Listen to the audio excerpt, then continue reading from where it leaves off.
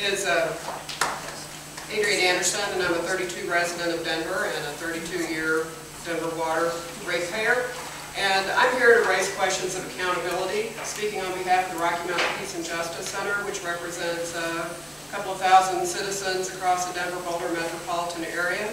We have two projects, one called Safe Water and another that has a focus on environmental and occupational health matters. And in both capacities, we'd like to raise concerns to the Board of Commissioners about questions of proper oversight on alleged fraud. Of the article that was in the Rocky Mountain News on November 1st with two engineers that came forward alleging that there was contract fraud, no-bid contracts on major construction projects involving the Montclair facility, the recycled water plant, the Congress Park tank near my home, and the Foothills Water Treatment Plant alleging millions of dollars in overpayments, including a $16,000 payment for a Christmas party for one of the contractors on the job. In the article, Mr. Berry indicated that they were going to look into the matter and that some of those most egregious of the violations have been corrected, and yet these two individuals were terminated.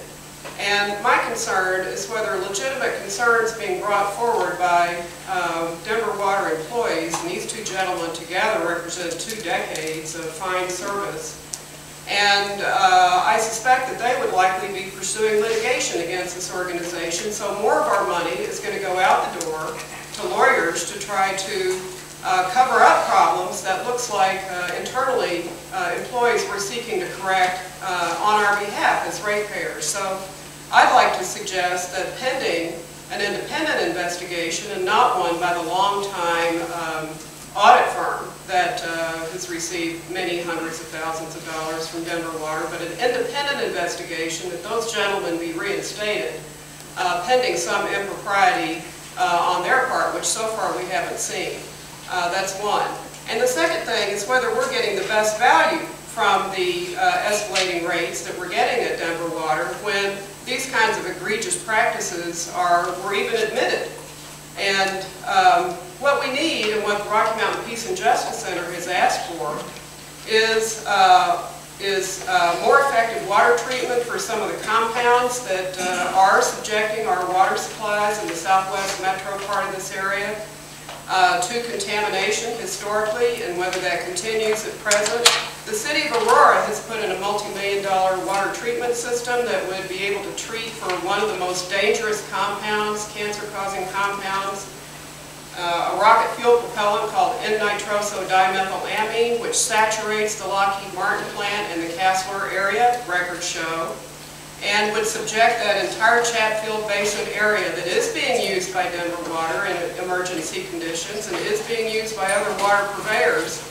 There's no treatment at all for that compound. Ultraviolet light system is needed.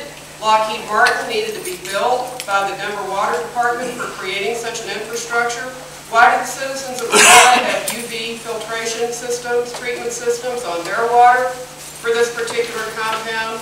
And Denver Water has done nothing. And it's of great concern also when Mr. Tate is president, you were hired by a law firm that represents Lockheed Martin, and whether you would be conflicted out on this very issue causes us some serious concern. We need to have ultraviolet light treatment for any water that's up at Foothills, that's drawn from anywhere on the South Platte River, anywhere down gradient from that Lockheed Martin plant, and we have the right to the same prevention, public health prevention. There is a history of cancers and birth defects that were allegedly caused by the lack of treatment of that water in years past, and we do not want to see those kind of unfortunate situations occur in the present or in the future. We have the right to proper treatment of that water, and that compound exists in that area. The Denver Water Board has stuck its thumb in its nose and done absolutely nothing on this problem. You're trying to cover up the potential liability and not correct the problem. And it's unfortunate to have to put it that way, but Mr. Tate, we'd like you to disclose your conflict of interest on this, and we'd like to see a representative to this board that does not have a conflict of interest stand up for the rights of the citizens to prevent public health problems in the future, and to be spending our money on proper treatment of this water and not on Christmas parties and such for contractors on no-bid contractors, and the reinstatement of any water board employees who tried to ethically represent the interest of the ratepayers here today. Thank you. Thank you, Ms. Anderson. By way of response, I'd like to say a couple things, then I'll turn it over to Mr. Mahoney to address the contracting issue, and then Mr. Good on the water treatment issue. Generally, let me just say, and I'm sorry, I'm trying to address you. Yes, I'm sorry. We cannot and will not speak about personnel matters in this open session, so yes, I understand your comments. We understand your comments, but please respect the fact that we cannot and will not comment on that. Secondly, with regard to the contracting issue, you did see some reports in the newspaper last November. What you also, I believe, read and what you've spoken about is this board has taken action. We have hired a firm to do an independent audit of those contracting methodologies. In open sessions, this board has also talked about the fact that over a period of time, we have begun to use different contracting methodologies that you see in the private sector on a number of different projects in an effort to see if we can get some projects built for our ratepayers less expensively and more quickly, so that we actually provide a better product, we build out the infrastructure and do it more expeditiously at a lower cost to the ratepayers. It is a new process, we're working through it, and we're evaluating it. Those investigations haven't been completed yet. The analyses and the audits haven't been completed. When they're completed, the results will be shared with the board, and we'll take the action as appropriate when that time comes. So that's all still in process at this point. Bob, let me then turn it over to you to speak to that, and then Brian, I'd like you to address Ms. Anderson's concern about the water treatment issue. Okay, Chips, is there anything you want to say before that? A couple things to address, and I'll keep it very general. You covered the personnel issues. I'm not sure what you mean by no bid contracts. Those contracts were selected on a quality base, and bids were conducted within the guaranteed maximum price contracts. The $16,000 Christmas party was, in fact, we gave Chips misinformation. We talked to the Rocky Mountain News.